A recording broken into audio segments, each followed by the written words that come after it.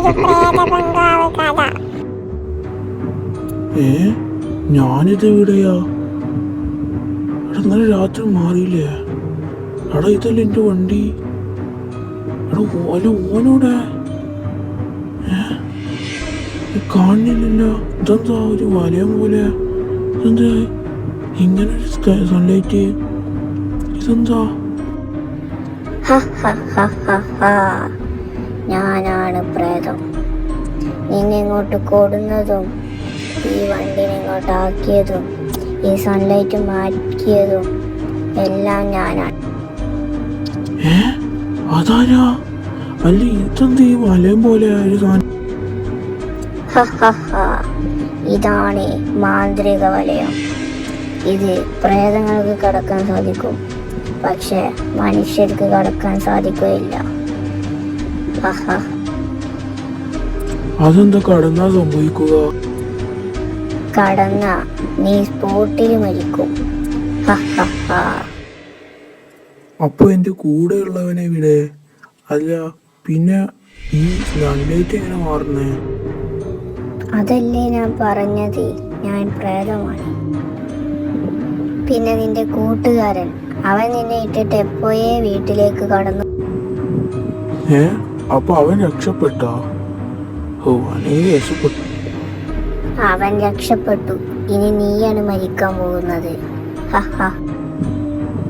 എന്ത്? ഞാൻ മരിക്കാൻ പോകുന്നോ? അതെന്തുവാ? നിനക്ക് ഞാൻ അവസാനമായി 2 ദിവസം കൂടി സമയം തരാം. ആ സമയത്ത് നീ എങ്ങനെയെങ്കിലും രക്ഷപ്പെടാൻ പറ്റുന്നുണ്ടെങ്കിൽ രക്ഷപ്പെടാം, അല്ലെങ്കിൽ എങ്ങനെയായാലും ഞാൻ നിന്നെ കൊന്ന്. എങ്ങനെയാ നിന്നെ ഒഴിപ്പിക്കേണ്ടത്? അത് നീ താനേ അറിയണം. നിനക്ക് 2 ദിവസത്തെ സമയം. അത് കഴിഞ്ഞാൽ അന്നത്തെ രാത്രി ഇങ്ങോട്ട് തന്നെ തിരിച്ചു വരാം. രാവിലെ നിന്നെ ഞാൻ ഇവിടുന്ന് മോചിപ്പിക്കും. അപ്പോൾ നിനക്ക് രക്ഷപ്പെടണം. ഞാൻ പിന്നെ എന്താ ചെയ്യണ്ടേ? നീ എന്ത് വേണമെങ്കിൽ. ഓക്കെ, അപ്പൊ നിങ്ങൾ പറയുന്നത് ഞാൻ ആരെങ്കിലും കണ്ടിട്ട് നിങ്ങളെങ്ങനെ ഒഴിപ്പിക്കാൻ നോക്കണം?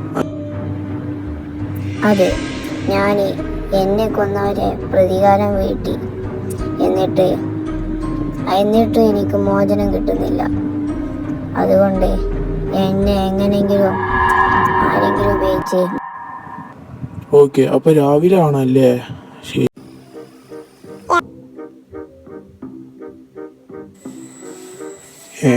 രാവിലെ ആയോ?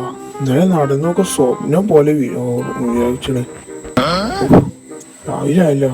2 ദിവസത്തിന് സമയമുണ്ട്. ഇവിടെ വണ്ടി ഉണ്ടല്ലോ. ഇനി എങ്ങനെ വണ്ടി കാണാൻ പൊട്ടിക്കെടുക്കണേ. എങ്ങനെ ഇപ്പൊ താഴത്തേക്ക് ഇറങ്ങുക? ഇവിടെ വയ്യുണ്ട്. ഈ കൂടി ഇറങ്ങി നോക്കാം. തേക്കണേ തേക്കിയല്ലോ. ഇറങ്ങിപ്പോ. എനിക്ക് ഈ സ്ഥലം കാണുമ്പോ തന്നെ പേടിയാണ്. ഇതൊന്നും ഞാൻ എക്സ്പ്ലോർ ചെയ്തിട്ടില്ല. അപ്പൊ ഇത് പ്രയത്നണ്ടില്ലേ? പേടിയാണ് കണ്ടിട്ട് തന്നെ. ഇവിടുന്നെല്ലാം പ്രയത്നുണ്ട്. ഓർമ്മയുണ്ട് അവിടെ ഓടി. അവിടെ ഒരു പ്രേതം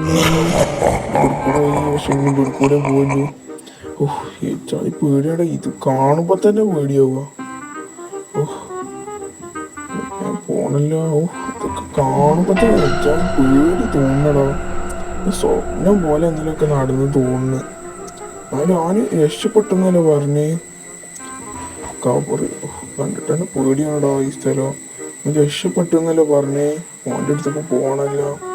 ആദ്യം പെരീക്കോട്ടെ. ഇവിടുന്ന് ഇങ്ങനെ നടന്ന് പോണല്ലേ.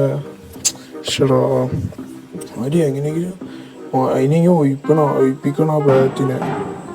എങ്ങനെ ഒഴിപ്പിക്കും? അതിന് നമുക്ക് ആരോടെങ്കിലുമൊക്കെ ചോദിച്ചു നോക്കാം. എങ്ങനെയെങ്കിലും ഒഴിപ്പിക്കാൻ പറ്റിയാൽ മതി. ഒഴിപ്പിക്കാൻ പറ്റിയ വലിയ കാര്യമായി.